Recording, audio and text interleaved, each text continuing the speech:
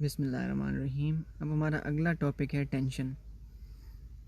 After understanding Newton's loss, first law, second law, third law पढ़ने के बाद और एग्जांपल्स को सॉल्व करने के बाद अब हम टेंशन को अंडरस्टैंड कर सकते हैं, क्योंकि टेंशन एक फोर्स है। Tension and acceleration in a string. String physics में हम तार को कहते हैं। एक ऐसी चीज़ जो खींचने से सीधी हो जाए, जिसको खींचें तो सीधी हो जाए, और जिसको पुश करें तो वो फोर्स को आगे ही डिलीवर ना करे बल्कि वो टेढ़ी हो जाए, मुड़ जाए। ठीक है, ऐसी लचकदार चीज़ को जिसमें एक तरफ हम फोर्स अप्लाई कर सकें, दूसरी तरफ फोर्स अप्लाई ना कर सकें, वो स्ट्रिंग होती है। ओके। ठीक है, मतलब हम उसको एक डायरेक्शन में उसको हम पुल तो कर सकते हैं लेकिन पुश नहीं कर सकते। ठीक है, पुल करने से जो उसमें फोर्स पैदा होगी, पुल करने से, उसको हम टेंशन कहते हैं। ठीक है, ठीक। तो अब आप इसमें एक एग्ज़ाम्पल देख सकते हैं कि एक बार है और स्टैंड है, उसके साथ एक स्ट्रिंग लगी हुई है। इस चीज़ को हम स्ट्रिंग कहेंगे, और इसके साथ एक मास लटका हुआ है और उस मास का एक वेट है। अब आपको मास और वेट का फ़र्क भी पता है। ठीक है, कि वेट ज़मीन की कशिश है, ज़मीन के खिंचाव की ताकत है, और वो ज़मीन के खींचने की जो ताकत है वो इस स्ट्रिंग में से गुज़र रही है। और ये फोर्स जब स्ट्रिंग में से गुजरेगी ना, तो इसको हम टेंशन कहेंगे। ठीक है, टेंशन फिज़िक्स में बहुत इंपॉर्टेंट फोर्स है। ठीक है, और एक बात और भी हमें पता होनी चाहिए कि टेंशन जो है ना, वो एक्शन का रिएक्शन है। ठीक है, टेंशन एक्शन का रिएक्शन है। वो कैसे, देखें, मैंने आपसे कल कहा था कि न्यूटन थर्ड लॉ हमें कुदरत के एक अहम कानून के बारे में बताता है। ठीक है, third law is not the law of Newton, it is actually law of universe, it is law of nature. देखिए, जो हम कानून दरियाफ्त करते हैं ना फिज़िक्स में, हम उनको नाम तो दरियाफ्त करने वाला जो होता है वो अपना नाम दे सकता है। ठीक है, न्यूटन डिस्कवर करे न्यूटन्स लॉ, आइंस्टाइन डिस्कवर करे आइंस्टाइन का प्रिंसिपल हो सकता है। ठीक है, तो आप नाम तो दे सकते हैं, असल में तो ये लॉज ऑफ नेचर हैं, कुदरत के कवानीन हैं। ठीक है, जो क्रिएटर ने बनाए। ठीक है, तो असल में ये क्रिएटर के लॉज हैं। ठीक है, और इनको हम फिज़िक्स में लॉज ऑफ नेचर भी कहते हैं, कुदरत के कवानीन। ठीक है, कानून ये है कि जो फोर्सेस होती हैं ना, वो पेयर में होती हैं। यही है ना कानून। कल हमने इस बात की कुछ मिसालें हमें फ़िज़िक्स में बहुत ज़्यादा मिलती हैं कि चीज़ें पेयर में हैं। हम यूनिवर्स में चीज़ों को जब देखते हैं, लिविंग थिंग से लेकर फिज़िक्स की चीज़ों तक, तो हमें एक पेयर नज़र आता है, चीज़ें जोड़े की शक्ल में पाई जाती हैं। ठीक है, तो अब यहाँ पे भी आप देखें तो टेंशन असल में किसी फोर्स का पेयर है। अगर आप यहाँ पे वेट को देखें जो एक तार के ऊपर अप्लाई हो रहा है, तो तार में इसके जो अपोजिट फोर्स पैदा होगी ना, उसको हम टेंशन कहते हैं। ठीक है, टेंशन की डायरेक्शन वेट के अपोजिट होगी। ठीक है, इसलिए जब भी आपको फिज़िक्स में किसी डायग्राम में टी नज़र आएगा, फोर्स ऑफ टेंशन नज़र आएगी, आपको वो किसी फोर्स की, किसी पहले से मौजूद फोर्स के ऑपोजिट डायरेक्शन में नज़र आएगी। ठीक है, तो इसका मतलब हम कह सकते हैं कि टेंशन इस वेट का रिएक्शन है। ठीक है, तो ये ऑपोजिट रिएक्शनल फोर्स है, और ये क्या कर देती है, फिर बैलेंस कर देती है ना चीज़ को। आप देखें, वेट डाउनवर्ड एक्ट कर रहा है नीचे, वेट चाहता है ये नीचे गिर जाए, टेंशन इसको ऊपर अपवर्ड एक्ट कर रहा है। ठीक है, तो ये एक दूसरे को क्या कर देंगे, कैंसिल आउट कर देंगे। ठीक है, डब्ल्यू और टी एक दूसरे को कैंसिल आउट कर देंगे, और नेट फोर्स ज़ीरो हो जाएगी, और ऑब्जेक्ट अपनी जगह कायम रहेगा, ना ऊपर जाएगा ना नीचे जाएगा। ठीक है, टेंशन समझ में आ गया? यस। तो टेंशन से आपका तारुफ हो चुका है। ठीक है, टेंशन से फ़िज़िक्स में आपकी मुलाकात हो चुकी है। ठीक है, फ़िज़िक्स में टेंशन से मुलाकात करने के बाद आपकी मुलाकात हमेशा इस तरह की चीज़ से होती है। एक अजीब व गरीब मशीन आपको यहाँ पे भी नज़र आ रही है, और एक दूसरी अजीब व गरीब मशीन यहाँ पे है। ठीक है, ये दोनों मशीनें हमें बहुत अहम सबक सिखाने के लिए, फ़िज़िक्स का एक बहुत ही अहम सबक हमें सिखाने के लिए ये हमें बताई गई हैं, दिखाई गई हैं। ठीक है, और फिज़िक्स का वो सबक ये है कि हम फिज़िक्स में चीज़ों को देखकर उनकी इक्वेशंस कैसे बनाते हैं। ओके, ये टॉपिक बहुत इम्पॉर्टेंट टॉपिक है। इसको हम कहते हैं vertical motion of two bodies attach to the end of a string that passes over a frictionless pulley. ठीक है, इसको हम वर्टिकल मास सिस्टम भी कहते हैं शॉर्ट में। ठीक है, वर्टिकल मास सिस्टम के दो मासेस को वर्टिकली लटकाया जाता है एक पुली की मदद से, ठीक है। तो ये वर्टिकल मास सिस्टम की जब हम इक्वेशंस बनाते हैं तो हमें अलजबरा का इस्तेमाल और मैथमेटिक्स का इस्तेमाल और फिज़िक्स के लॉज का इस्तेमाल और फोर्सेस का कॉन्सेप्ट कैसे हम इस्तेमाल करते हैं, इस्तेमाल करके अपने फ़ायदे की चीज़ें बनाने में हमें हेल्प हासिल होती है। ओके, तो अब हम जो है ना इस वर्टिकल मास सिस्टम को सॉल्व करेंगे। हम क्या करेंगे, इस वर्टिकल मास सिस्टम में हम इसकी इक्वेशन फाइंड आउट करेंगे। पहले आप इसकी ज़रा खूबी देख लें कि इस वर्टिकल मास सिस्टम की खूबी क्या है। इसमें हो ये रहा है कि एक पुली है, इसको फ्रिक्शनलेस पुली कहते हैं, यानी ये बिल्कुल बहुत ही अच्छी तरह चिकनी की गई पुली है जिसमें रगड़ बिल्कुल भी नहीं है, बहुत अच्छा बेरिंग इस्तेमाल हुआ है इसमें, ठीक है। फ्रिक्शन बिल्कुल नहीं है इसमें। दो मासेस हैंग किए गए हैं, एक है M1 वो भारी है और एक है M2 वो हल्का है। ओके, अब हम हल्के मास से खींच के जब इसको छोड़ेंगे तो ये ऊपर जा रहा होगा, ये नीचे, फिर जैसे ही हम इसको पकड़ के ना नीचे करके जब हम इसको छोड़ेंगे तो फिर जब नेचुरली ये मूव करेगा तो आप बता सकते हैं कि ये कैसे मूव कर रहा होगा। जैसे ही हम इसको रिलीज़ करेंगे ना ये ऊपर जा रहा होगा क्योंकि ये हल्का है, ये भारी है, ये नीचे आ रहा होगा। यस, ठीक है, तो अब जब हम इसको रिलीज़ करेंगे ना, ठीक है, पुल करके हम इसको रिलीज़ करेंगे, ये डाउनवर्ड आ रहा होगा, ये अपवर्ड आ रहा होगा, तो इसका कोई ना कोई एक्सेलरेशन होगा या नहीं होगा, यकीनन होगा। हमें वो एक्सेलरेशन फाइंड आउट करना है, ठीक है। अब इन तारों में जहाँ पे दो मासेस लटके हुए इनमें कोई टेंशन होगी कि नहीं होगी, होगी, हमें वो भी फाइंड आउट करनी है, ठीक है। ओके, अब ये फ्री फॉल नहीं है, आप जानते हैं कि अगर हम यहाँ से इसको काट दें, इसको गिरने दें और ज़मीन इसको खींचेगी, वो तो जी की वैल्यू के बराबर खींचेगी और इसका एक्सेलरेशन होगा 10 मीटर्स पर सेकंड स्क्वायर तकरीबन, यस, ठीक है। लेकिन वो तो फ्री फॉल में होता है ना। इस केस में क्या है कि इस तरफ जो मास लटका हुआ है ना वो इसको फ्री फॉल नहीं होने दे रहा, आज़ादाना तौर पर गिरने नहीं दे रहा है नीचे, इसके एक्सेलरेशन को जी के मुकाबले में यानी 10 के मुकाबले में कम कर रहा है, ठीक है। तो अब हम इसको यूज़ करेंगे, इस कॉन्सेप्ट को अभी तक हमने जितना सीखा है फोर्सेस के बारे में, और हम इसकी इक्वेशन को फाइंड आउट करेंगे। तो अब हम इस पे ज़रा काम शुरू करते हैं। सबसे पहले अब देखें, इसमें सबसे पहले इस पैराग्राफ में थोड़ा सा आप इसको पढ़ भी लें और ये पैराग्राफ आप इस टॉपिक में यूज़ भी करेंगे, ठीक है। इसको नोट डाउन भी करना है आपने, यहाँ से लेकर यहाँ तक। ये क्या कहा जा रहा है यहाँ से लेकर यहाँ तक, consider two bodies A and B of mass M1 and M2 respectively. दो बॉडीज़ के बारे में सोचें ए और बी जिनका मास M1 और M2 है, ठीक है। Okay, let M1 is greater than M2, M1 जो है ना वो ग्रेटर है M2 से, ठीक है। The bodies are attached to opposite ends of an inextensible string. दोनों बॉडीज़ जुड़ी हुई हैं एक गैर लचकदार स्ट्रिंग से यानी तार से, ओके, ऐसी तार है जो खींचती नहीं है, यस, ठीक है, रबर बैंड की तरह खींचती नहीं है। The string passes over a frictionless pulley, और वो जो तार है वो एक पुली से होके जा रही है, एज शोन इन फिगर, जैसा कि दिखाया गया है तस्वीर में, एज शोन इन डायग्राम आप बोलेंगे, ठीक है। यस, तो अब जब ये सारी सिचुएशन आपके सामने आ गई है तो अब आप यहाँ से आगे, since body A moves downward, क्योंकि बॉडी ए नीचे की तरफ जाएगी, hence its weight M1G is greater than the tension in string. अब यहाँ पे फोर्सेस की बात की जा रही है, ये लाइन अहम है, ठीक है। अब जब हम इक्वेशन बनाएंगे ना, ठीक है, हम काम शुरू कर रहे हैं, एक्सेलरेशन फाइंड आउट करने जा रहे हैं, तो हमें बॉडी ए के लिए भी एक इक्वेशन बनानी पड़ेगी और बॉडी बी के लिए भी इक्वेशन बनानी पड़ेगी, ओके, ठीक है। आपको याद होगा कि हमने मैथ्स में भी दो इक्वेशंस सॉल्व की थी, दो इक्वेशंस, इक्वेशन 1 बना के इक्वेशन 2 बना के उनको आपस में हल किया था। यस, एक ही तीर से दो शिकार कर चुके हैं हम, यस, ठीक है। एक्स और वाई की वैल्यू फाइंड आउट करते थे, ठीक है। ओके, तो अब हम बॉडी ए के लिए एक इक्वेशन बनाएंगे, बॉडी बी के लिए एक इक्वेशन बनाएंगे, फिर हम उनको हल करेंगे तो फिर इंशाल्लाह हमें ए मिल जाएगा, ठीक है। तो ये वही मैथमेटिक्स हम इधर इस्तेमाल करने जा रहे हैं, ठीक है। यही वजह है मैथ और फिज़िक्स की आपस में इतनी ज़्यादा बनती है, एक को किंग और दूसरी को क्वीन कहते हैं, यस, ठीक है। मैथ्स को क्वीन कहते हैं, ठीक है, फिज़िक्स की क्वीन है मैथ्स, ठीक है।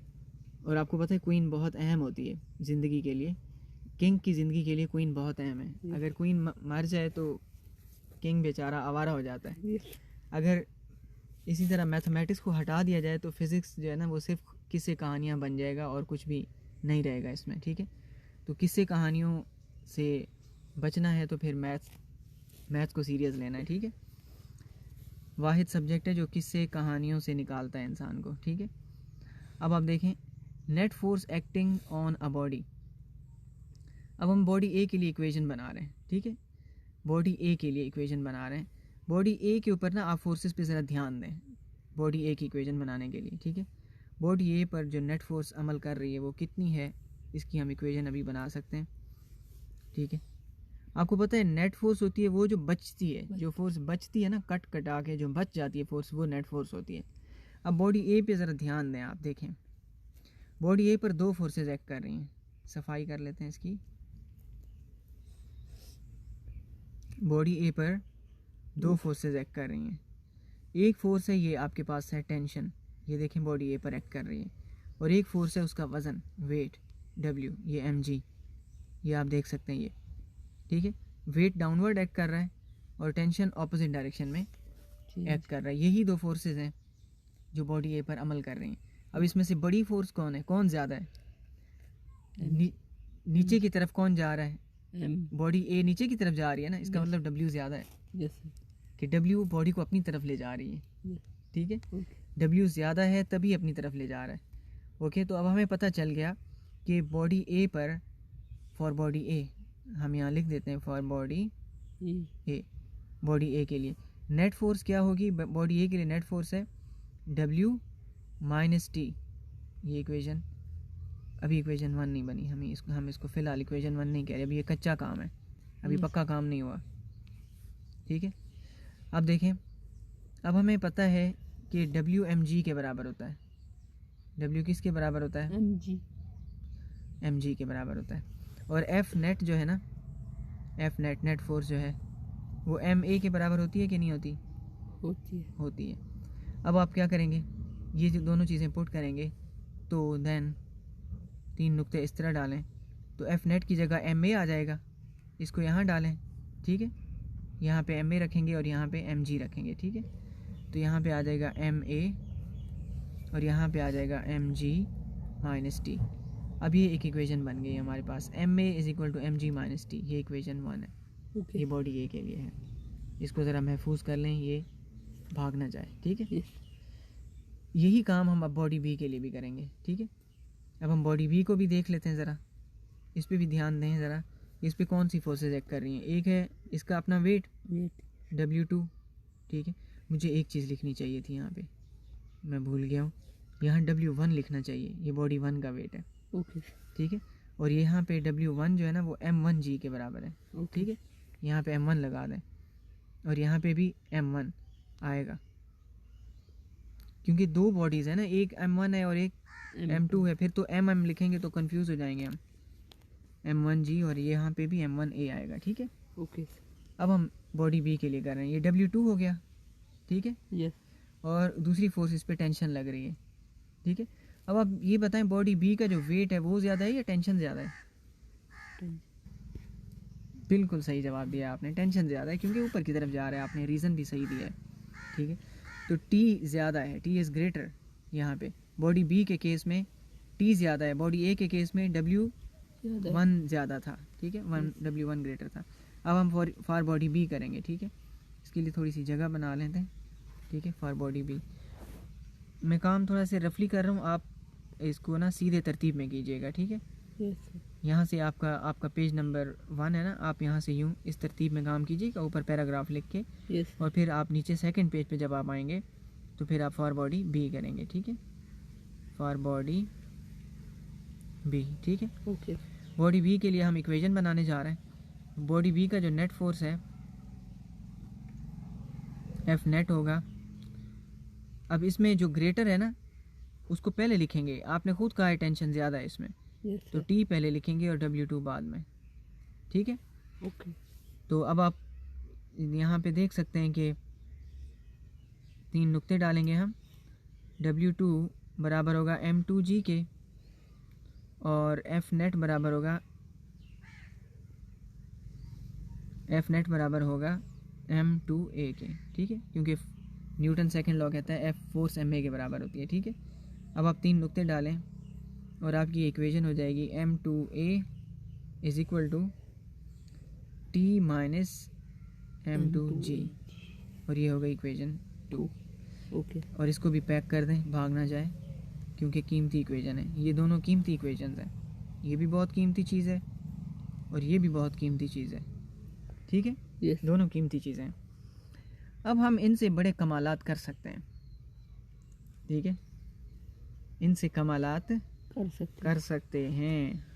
फ़िलहाल हमें और कोई कमाल नहीं करना है, हमें 2 कमाल करके दिखाना है। एक हमें ए फाइंड आउट करके दिखाना है, एक हमें टी फाइंड आउट करके दिखाना है, ठीक है, कि सिस्टम का एक्सेलरेशन क्या होगा और इस सिस्टम का टेंशन क्या होगा, ठीक है। Okay sir.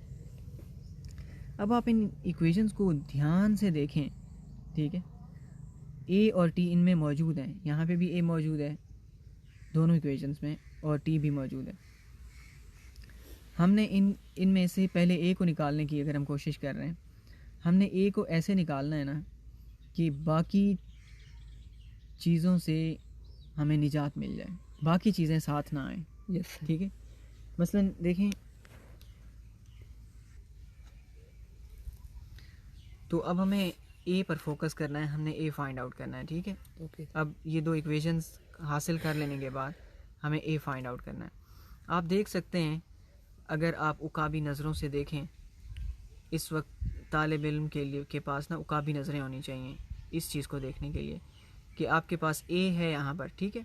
Yes sir. इस इक्वेशन में यहाँ पर ए मौजूद है, और यहाँ पे दूसरी इक्वेशन में आप देखें तो यहाँ पे ए मौजूद है, यस और सर। यही शिकार है आपका, यही शिकार है। अगर आपने ए का शिकार करना है ना अलजबरा में, तो आपको टी से निजात पानी होगी, यस सर। टी को ख़त्म करना होगा आपने, ठीक है। ओके। तो आपने ऐसे, जैसे शिकारी प्लान बनाता है, Yes. उसके जहन में तरकीब होती है। शेर जब शिकार करते हैं तो पूरी प्लानिंग होती है कि हम कहाँ से घेरेंगे इसको, किसको अलग करेंगे, ठीक है, और किसको हम अपने मुंह में दबोच लेंगे, ठीक है। तो ये स्ट्रेटजी आपको यहाँ बनानी होगी। आपको टी से निजात हासिल करनी है। आप नहीं चाहते कि शिकार के वक्त टी मौजूद हो, ठीक है। Yes. टी कैंसिल हो जाए। टी कैसे कैंसिल होगा? अगर आप टी को भी गौर से देखें, ठीक है, यहाँ पे टी क्या है? पॉजिटिव है जी। यहाँ पे आप टी को देखें, टी पॉजिटिव है, यस सर। और यहाँ पे आप टी को देखें, टी नेगेटिव है। Yes sir. तो अब कुछ स्ट्रेटजी दिमाग में आई? यस। क्या स्ट्रेटजी दिमाग में आई है? कट जाएंगे। यस, शिकारी वाला जहन है आपका, ठीक है। बिल्कुल बिल्कुल कट जाएंगे, बिल्कुल सही कह रहे हैं आप कि इनके ऑपोजिट साइन है और ये कैंसिल हो जाएंगे, ठीक है। Yes, sir. और ये जो टी है प्लस वाला, ये इससे कैंसिल हो जाएगा। अगर हम दोनों इक्वेशंस को, इक्वेशन 2 है और इक्वेशन 1 है, अगर हम इनको जमा करते हैं, इक्वेशन 1 और 2 को प्लस करते हैं आपस में, ठीक है। तो अब हम ज़रा यही करने जा रहे हैं, ओके। यहाँ पे मैं आपके सामने करता हूँ इक्वेशन 1 और 2 को add, equation 1 plus equation 2। Equation 1 है m1a, ज़्यादा छोटा लिख दिया मैंने, is equal to m1g minus T, और इक्वेशन 2 है m2a t minus m2g, okay. Okay. अब हम इनको जमा कर देते हैं। जमा करने से क्या होगा? ये माइनस का टी प्लस का T cancel, m1a plus m2a, m1a plus m2a, ठीक है। और यहाँ पे हो जाएगा m1g माइनस m2g। समझ गए? यस। कोई एतराज़ तो नहीं है आपको? नहीं। अब आप देखें, आपका शिकार ये है। अब शिकार अकेला हो गया, टी से निजात हासिल कर लिया हमने। यस। शिकार यहाँ मौजूद है, शिकार से नज़रें नहीं हटनी चाहिए शिकारी की, ठीक है। शिकार फिरता रहता है, घूमता फिरता रहता है, लेकिन शिकारी की नज़रें उस पर जमी रहती हैं, रेडार से गायब नहीं होना चाहिए। ये ए है ना, दोनों में मौजूद है। क्या करेंगे? रियाजी क्या कहता है? दोनों में मौजूद हो तो इसको कॉमन ले लेंगे, उठा के बाहर, m1 प्लस m2, ठीक है। ओके। और यहाँ पे देखें जी दोनों में मौजूद है, जी यहाँ से आप कॉमन ले लें, m1 minus m2, okay plus का है जी। अब हमें a चाहिए, यहाँ m1 m2 मल्टीप्लाई हो रहे हैं, ठीक है। तो इनको मैं, क्योंकि मुझे a को अकेला करना है, मैं इसको उस तरफ भेज दूँगा, और रियाजी ये कहता है के जाके डिवाइड हो जाएगा। ओके, तो आपकी कुछ ये शक्ल बनेगी इक्वेशन की, m1 minus m2 upon m1 plus m2। अब इसको ज़रा आप इसका मेकअप कर लें, ठीक है, इसको खूबसूरत शक्ल में लिख लें, इसकी तरतीब अच्छी कर लें आप। a बराबर है m1 minus m2 upon m1 plus m2, ये जो g है इसको यहाँ लिख दें, इंटू g। एक्सेलरेशन बराबर है m1 minus m2 upon m1 plus m2 into g। कितनी मज़े की इक्वेशन है, आप ज़रा देखें कि इक्वेशन जो है ना बातें कर रही है। अगर कोई सुनने वाला हो ये क्या कह रही है, ठीक है, शिकार हो गया है, शिकार होने के बाद शिकार अपनी दास्तान बयान कर रहा है, ठीक है, कि ए कहता है कि मैं बराबर हूँ difference of mass divided by sum of mass multiply by g के। ठीक है, तो ये मास का फ़र्क है, ये कुल मास है। यस, ठीक है, ये दोनों मासेस का फ़र्क हो गया और ये टोटल मास हो गया और ये जी की वैल्यू से मल्टीप्लाई। ठीक है, मैं कहता है कि इसके बराबर, मतलब ये खुद कह रहा है ए, ये हमें क्या बता रहा है, ए शिकार होने के बाद ये बता रहा है कि अगर ए को बढ़ना है, कह रहा है कि मेरी पावर बढ़ेगी, मेरी वैल्यू तब बढ़ेगी जब m1 और m2 का फ़र्क ज़्यादा होगा। सिंपली ये कह रहा है। यस, और ये बात सच भी है। ठीक है, m1 माइनस m2 जितना ज़्यादा होगा आपका सिस्टम उतना तेज़ी से नीचे आएगा, और अगर m1 m2 में हल्का सा फ़र्क हुआ तो बहुत स्लो मूव करेगा, बहुत स्लो है कि नहीं। अब आप समझिए कि हम रियाजी क्यों क्वीन है ना, फिज़िक्स की। रियाजी फिज़िक्स की दास्तान को एक दूसरे का हाल हवाल करते हैं, जैसे ना, तो जैसे क्वीन को किंग के बारे में सब पता होता है, किंग को क्वीन के बारे में बहुत कुछ पता होता है। ठीक है, तो ये ऐसे इसको ऐसे ही क्वीन नहीं कहते, दोनों का रिलेशन बड़ा ज़बरदस्त और डीप है। ए का शिकार कर लेने के बाद अब हमें टी का शिकार करना है। Okay,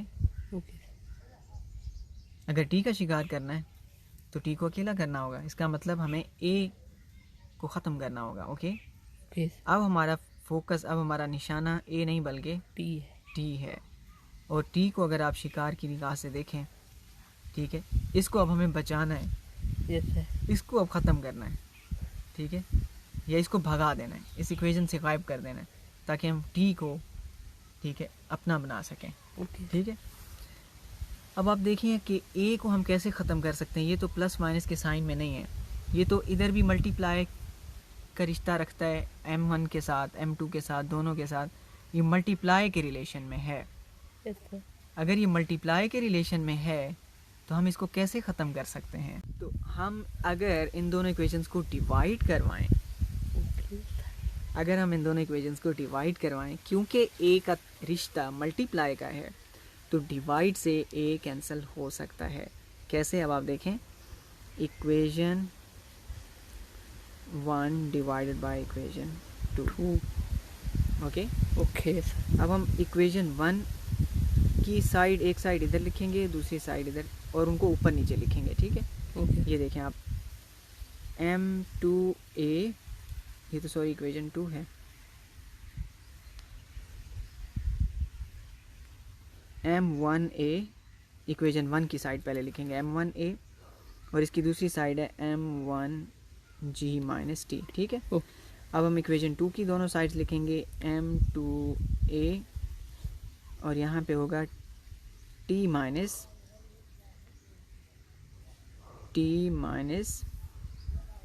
m2g। ठीक है, दोनों इक्वेशंस को लिख दिया। अब आप देखें कि डिवाइड क्यों करवाया, ये करने के लिए डिवाइड करवाया। ये देखा आपने कैसे सर कलम हुआ इसका। ठीक है, तो डिवाइड करवाने का ये फ़ायदा, ये मल्टीप्लाई के रिलेशन में था ना, तो डिवाइड से ख़त्म हो गया। ठीक है, सर कलम हो गया, m1 बचा, कौन, m1 m2 m1g minus t minus m2g। ठीक है, अब आप देखें आपको ए नज़र नहीं आ रहा, ए गायब हो गया। अब हम टी को अपना बना सकते हैं। ठीक है, अब आप इसको दोनों तरफ मल्टीप्लाई करवाएं, इसको इधर और इसको इधर।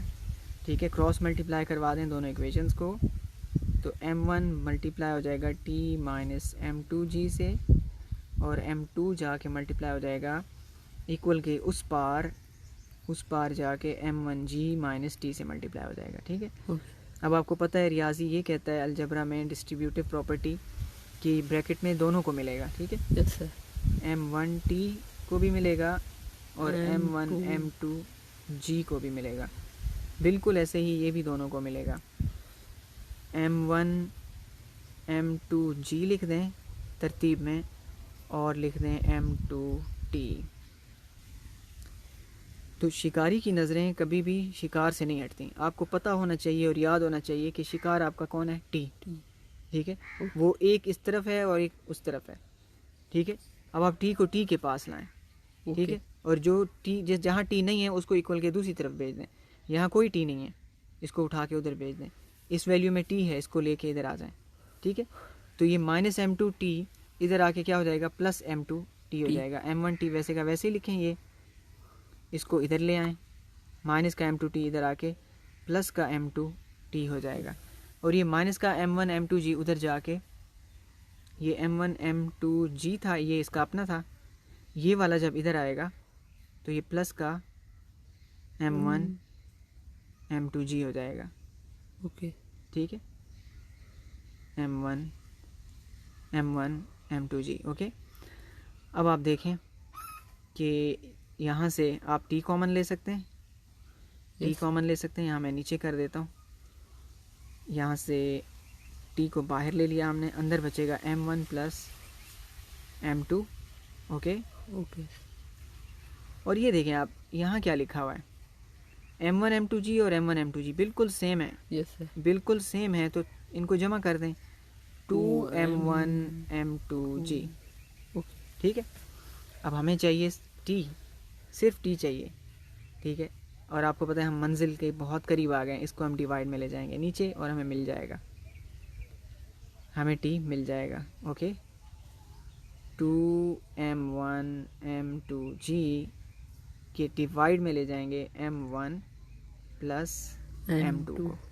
ठीक है, अब आप इसको ज़रा खूबसूरत अंदाज में लिख दें, मासेस को अलग कर दें, जी की वैल्यू को अलग कर दें, तो आप इसको ऐसे लिख सकते हैं,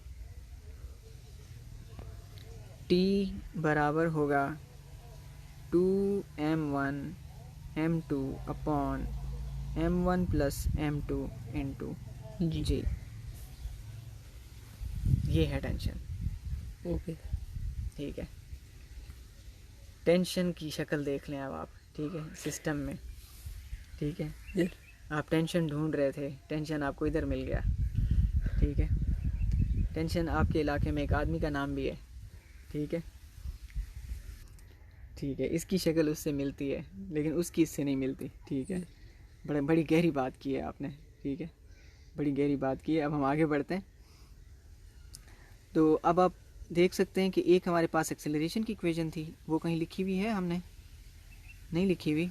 चलें इसको इसके साथ ही लिख के देख लेते हैं ना। ठीक है, यस, हम दोनों चीज़ें, अपने दोनों शिकार इधर बंद कर देते हैं। ठीक है, टेंशन भी शिकार हो चुका है और एक्सेलरेशन भी। एक्सेलरेशन था M1 - M2 upon M1 + M2 into जी।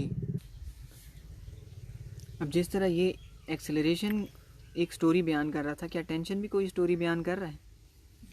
बिल्कुल कर रहा है। आप देखें 2M1 M2 upon M1 + M2 into जी। आप देखें कितनी सिमिलैरिटी है ना। आप देखें इसका डिनोमिनेटर और इसका डिनोमिनेटर सेम है। यस सर, ठीक है, ये भी जी से मल्टीप्लाई हो रहा है और ये भी जी से मल्टीप्लाई हो रहा है। ये इस तरफ की चीज़ सेम है। यस सर, ठीक है, फ़र्क सिर्फ न्यूमरेटर में आ रहा है। और न्यूमरेटर में क्या फ़र्क आ रहा है कि ये डिफरेंस ऑफ मास है यस सर, और यहाँ डिफरेंस ऑफ मास नहीं है। नहीं, एक्सेलरेशन डिफरेंस ऑफ मास से बढ़ेगा, टेंशन डिफरेंस ऑफ मास से नहीं बढ़ेगा, बल्कि दोनों का प्रोडक्ट है। दोनों में से किसी को भी बढ़ाओ दूसरा टेंशन बढ़ेगा। टेंशन कहता है मुझे फ़र्क से मतलब नहीं है, चाहे M1 बढ़ाओ मैं फिर भी बढ़ जाऊंगा, चाहे M2 बढ़ाओ मैं फिर भी बढ़ जाऊंगा, बस बढ़ाओ। इसको कुछ और नहीं चाहिए। कहता है बस भारी करते जाओ सिस्टम को। ये बात सच भी है। आप देखें कि अगर हम जिस मास को भी भारी करेंगे, चाहे इसको भारी करें या इसको भारी करें, ठीक है, तो इन दी एंड एक्सेलरेशन, मसलन अगर हम इसको भारी कर देते हैं तो एक्सेलरेशन बढ़ेगा। एक्सेलरेशन तभी बढ़ेगा ना जब इसमें टेंशन बढ़ेगा, यही टेंशन जाके इसको खींचेगा। यस सर, ठीक है, इसलिए मास बढ़ाने से ही टेंशन बढ़ेगा और कोई तरीका नहीं, ओके, डिफरेंस ऑफ मास से नहीं। ठीक है, तो एक्सेलरेशन में किसी मास को कम करें, मसलन हम M2 को कम करते जाएं, एक्सेलरेशन बढ़ता जाएगा।